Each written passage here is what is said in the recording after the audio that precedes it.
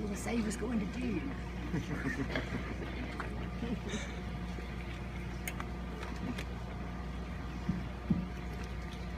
Well, here we are, guys and girls. We've just gotten through the toughest and most challenging part of our lives, right? No, that was middle school.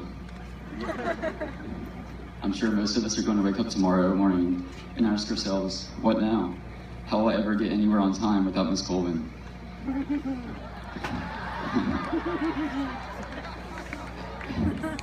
And so, as we make this transition into the real world, we'll begin to wonder about what our purpose is in the world and what part we'll play in it. In short, what is life? Well, there are a couple of things I'd like to touch on that could help us all in figuring this out. And I'll try to take my time because I know you guys really want me to drag this out as much as possible, right? The first and perhaps the most important thing I want you to realize during this transition is that deep down, we are all equally important. It matters not what race, religion, or gender you are, what language you speak, or what your political beliefs are. Recognizing that everyone around you is a fellow human, just like yourself, is a trait that will carry you very far in this world.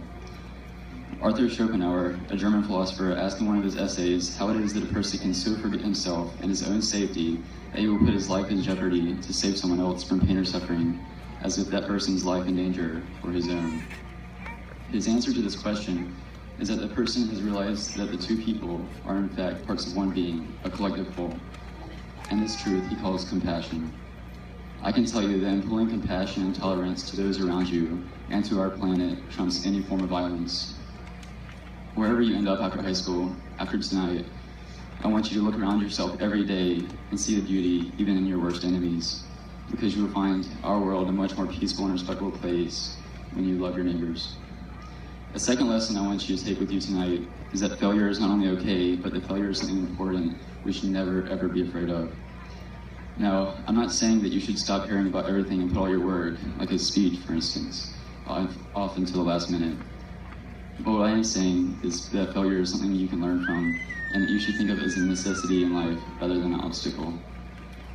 J.K. Rowling, an author who went through 12 publishers before succeeding in finding one who would accept their work, states, "It is impossible to live life without failing at something unless you live so cautiously that you might as well not have lived at all, in which case you fail by default."